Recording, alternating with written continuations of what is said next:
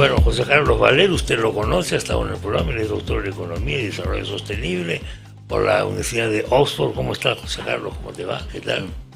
Bien, gracias, Chema, por invitarme. La nueva desgracia del Perú se llama Yaku, Sí. que además de la desgracia política, tenemos la desgracia pandémica del COVID, etcétera, y ahora tenemos Yaku. Sí. ¿Y cómo nos va a afectar en la economía? Bueno, nos va a afectar mucho más, yo creo, que los otros niños anteriores, porque has alcanzado un nivel de población mucho más grande. Claro. Ya somos 35 millones, 36 millones. Esas zonas han sido más habitadas aún más por los prospectos de la parte agrícola, agroexportadora. Entonces el número de personas damnificadas va a ser mucho mayor. Pero yo me preocupo por algo más importante. Justo escuchaba tu programa, el fin de semana estaban hablando del IQ, el coeficiente intelectual que había bajado. Sí. Ya, entonces, es cierto, el IQ promedio es 100. O sea, cuando pones 100 es el IQ promedio de la población en general. Así es. El Perú había bajado de 83 a 81. Exactamente, Okay. Estamos en 81. ¿Tú sabías que en Estados Unidos tú no puedes admitir a alguien en el ejército si tiene un IQ menos de 82? Ahí estamos. ¿Por qué? Porque no va a saber recibir órdenes o puede confundirse al ejecutarlas, pueden poner en peligro no entiende lo que le dice. O sea, está prohibido porque no sabe lo que está firmando. Efectivamente. Estados Unidos, 82 no puedes entrar al ejército como soldado. Y el promedio del Perú ha bajado a 81. Sí, señor. Entonces te darás cuenta de que cómo vota la gente, cómo discute la gente de los grandes problemas y cómo toma las decisiones políticas y qué pide de sus representantes en el Congreso. Tiene mucha relación con eso. ¿Cuál es el rasgo principal de la inteligencia? Porque se supone que este es el coeficiente que estamos midiendo en la inteligencia. Ahora, para la inteligencia es muy amplia, ¿no? ¿Pero qué cosa es? Es un promedio agregado de todos los tipos de inteligencia, espacial, psicológica, asociativa, lingüística, matemática. Es un promedio que te da un acercamiento a más o menos una predicción del éxito de una persona, más o menos en un 20% está basada en su nivel de IQ. Tú me dices, pues 20% de repente es poquito, pero es lo más alto de todos los otros predictores del éxito de una persona en general, un profesional. ¿Por qué? Porque va a tener problemas cuando vaya a trabajar, vaya a estudiar, etc. ¿Cuándo se define el IQ en un ser humano? Y lo hablo por el tema de desarrollo sostenible que estamos hablando, porque eso se estudia ahí. Se define el IQ hasta los 2 años. Correctamente. Alimentación adecuada de la madre y del bebé. Y después, en menor va bajando hasta que llega a los 6 años. De ahí no cambias el IQ. Con eso te quedas. ¿No? Entonces la anemia que tenemos es tal vez un flagelo que no podemos controlar. Y es tal vez uno de los grandes causantes de este IQ de 81. Porque como te digo, en los factores críticos que explican el desarrollo de una persona, el éxito profesional o académico, está este IQ. Igual si te vas a las sociedades. Entonces tienes un problema de sociedad. ¿Y la anemia de dónde viene? La anemia viene por un tema dietario, porque es clásico que vaya una persona... ¿Qué hacen las familias en provincia? Yo soy del equipo. Vende la gallina y trae fideos, arroz. Cambian la proteína por papa, arroz, fideos, porque llena. Porque llena, claro, te satisface. Pero los índices, si ves los índices de obesidad en Perú han subido. Han subido, pues. Entonces, la gente sale a protestar por el hambre y están todos gorditos. Sí. Sobre gorditos. Sobre gordos, pues. Entonces, ¿qué estás programa? Uno de los grandes definidores de IQ, por lo que los médicos, alguien más sabrá más de ese tema, pero lo que se estudia en desarrollo económico es, uno de los grandes definidores del IQ es comer proteínas en esas edades, en la infancia. Entonces tú cambias tu gallina, o tu pescado, o tu huevo, por fideos, trigo, que encima lo importamos de afuera, no tenemos acá. Sí, efectivamente. Claro, te llenas tu estómago, pero no estás limitando. Y lo ves claramente en la altura, ¿no? Ajá. Yo soy más alto que mi mamá, y mi mamá es más alta que mis abuelos. Ajá. y mis hijos van a ser más altos que yo, Sí. es porque en el Perú ya se comía más proteína, más carne. Eso es lo que ha pasado. O sea, lo ves visiblemente, la gente es más alta cuando de más chicos comen más proteína, más carne. Entonces, el segundo, ese es factor nutricional, que la gente no sabe cómo comer durante el embarazo, no sabe cómo comer cuando los niños están chiquitos, los quiere llenar. Y eso es un tema de educación. El segundo tema es agua y desagüe. Ah, claro. Entonces, si tú ves desde los años 90, desde Fujimori, la mitad de la población tenía agua y desagüe decente. Hoy es igualito. Claro, hay más gente, pero solo el 50% tiene adecuado agua y desagüe. Y esa es causa de los parásitos. Y los parásitos son los que impiden la absorción correcta de los nutrientes y causan anemia. Esa es la segunda. Porque en la chacra la gente corre, camina a veces sin zapatos, entonces los parásitos van entrando. Y si bien lo puedes desparasitar, pero la cosa continúa. Entonces a esa edad es crítico el nivel del coeficiente intelectual. Y los que estudian el desarrollo económico se dan cuenta de que no solamente tienes que tener fuerza laboral y capital, sino un factor X que le ponen tecnología, pero en realidad es la capacidad productiva. Y mucho de eso lo hace cuánto contribuimos. Entonces, el tema es agua y desagüe. Vimos que el tema nutricional es un tema de educación. El agua y desagüe, ¿de dónde viene? Y ahí tuvo su falla, o digamos la muestra de la falla es Hernando de Soto, ¿no? Y su libro El Capital. ¿Por qué? ¿Por qué? Porque él diagnosticó correctamente, digamos, la parte de que uno de los problemas de por qué el capitalismo no funcionaba en nuestros países y en las republiquetas era porque no había, tú tenías propiedad, no estaba formalizada, no podías... Estás hablando del otro sendero, que fue un libro, yo diría, brutal para explicar lo que era el Perú. En los 90, ¿no? Entonces, para mí fue una visión totalmente inesperada. El diagnóstico, correcto. La solución que propuso, no. Porque él va es una corriente de pensamiento, no es solo él. Basta que tengas un terreno y eres rico. Entonces, si esto es un terreno en el medio del desierto de Lurín, lo único que crea son mafias, corrupción alrededor de los desiertos, ya, claro, invasiones tratando de hacerlo. Pero ahí el tema es que ese terreno, cuando es informal, no está valorizado. No está adecuadamente. Pero en realidad no vale mucho si está en una zona que es eriaza, que no tiene agua ni desagüe. Entonces tú vas con tu familia, invades a una zona así, o los cerros, porque el sueño es tener una propiedad, porque eso es riqueza. Mi casa propia, mi familia, y el segundo piso y el tercer piso. Y eso es común no solo en Perú, sino en Bolivia. En todas partes. En todas partes, en Asia, en África. En todas partes. ¿Qué ocasionas?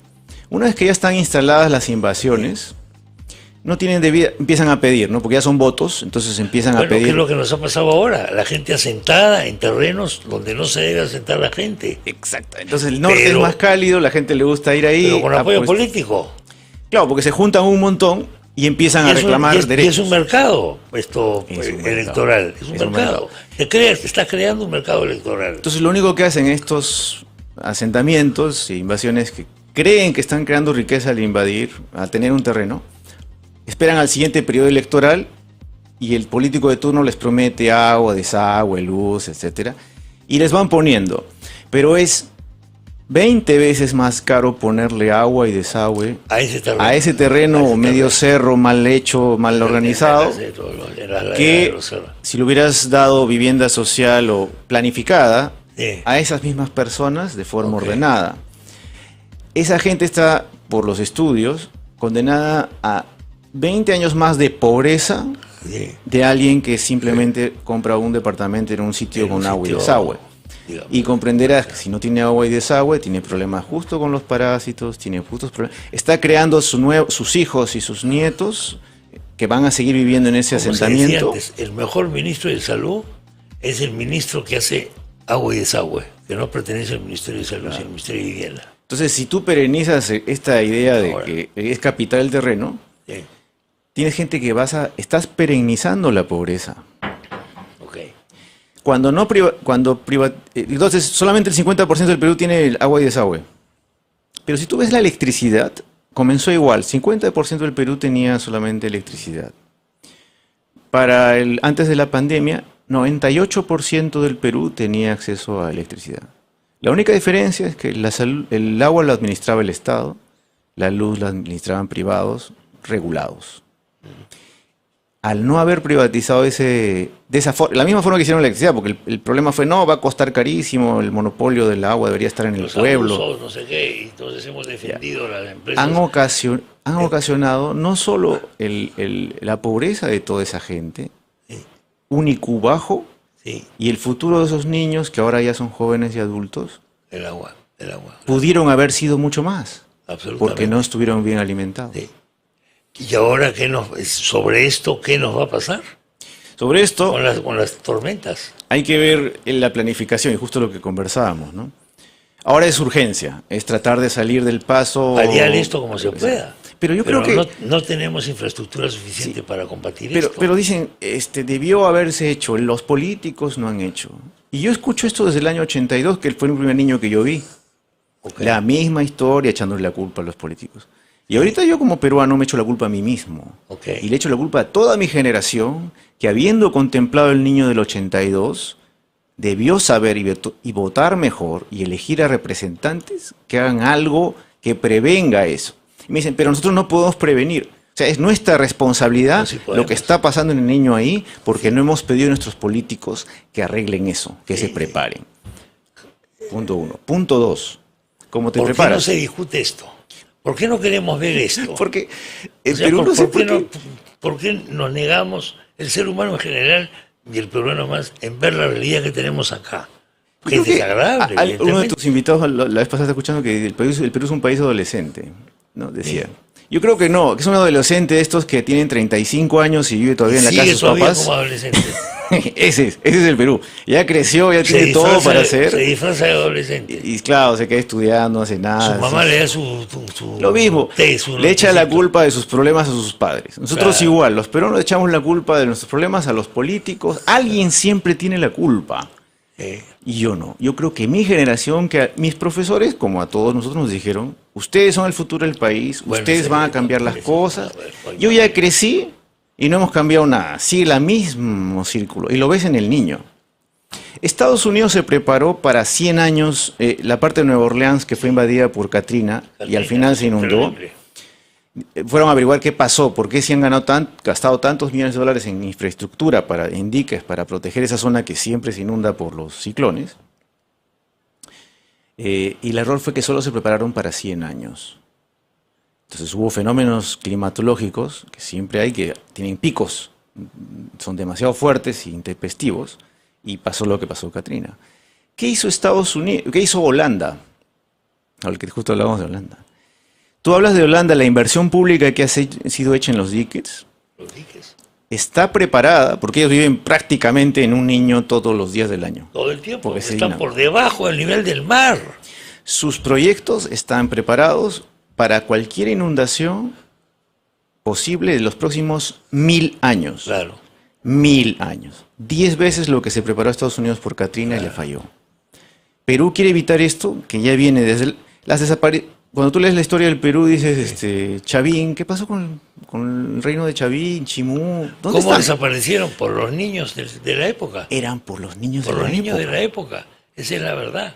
Pero no nos gusta reconocer eso, nos gusta explicaciones tipo cultural, tipo la decadencia de no sé qué, la clase dominante que se volvió no sé cuánto. La gran hiperinflación de los 80 fue en parte causada por el niño. Por el niño, fue causada porque tenías una necesidad y no había producción y no había plata. Entonces, oye, ¿qué tienes que hacer? Ya que tú has tocado el tema de Nueva Orleans, oye, sí, Karen, dime, por favor. El primer estado, ¿dónde está? En zonas... En Chosica, el primer estado en Chosica. Vamos a escucharlo un momento, por favor.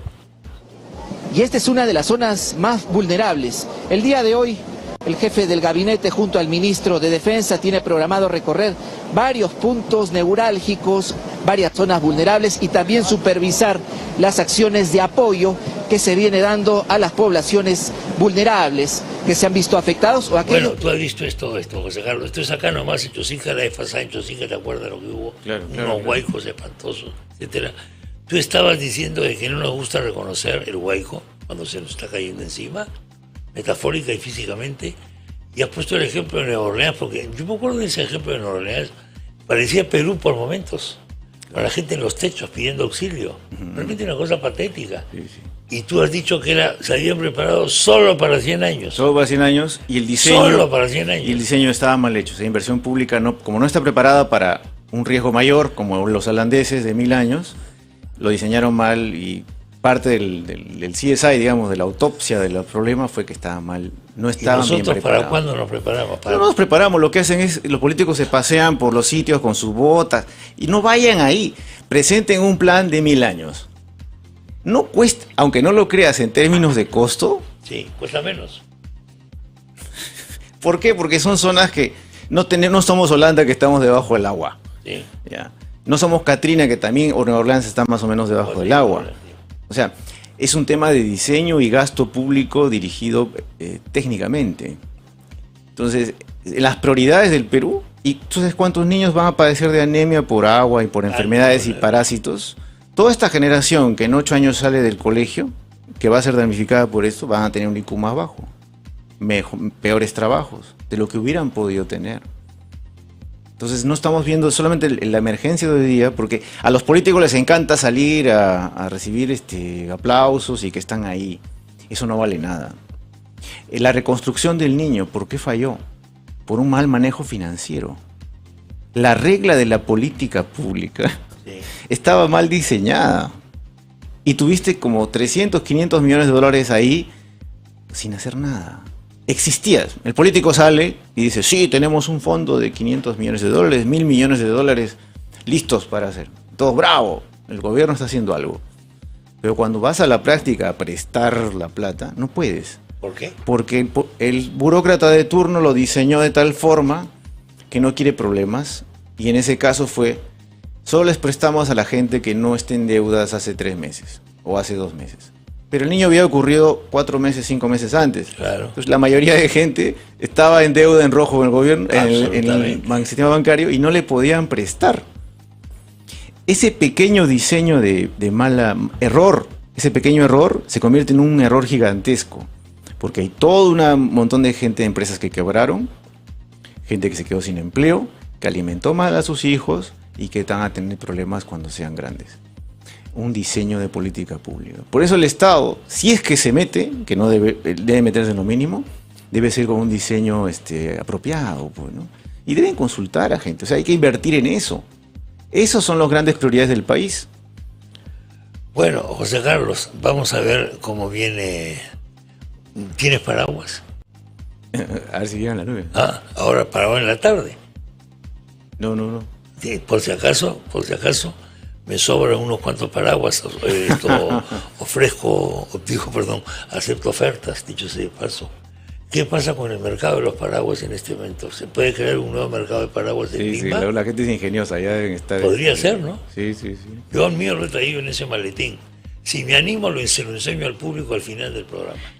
Si no, no. Gracias, José Carlos. No, a ti, Chema, gracias por el programa, por haber venido al programa. Muy amable.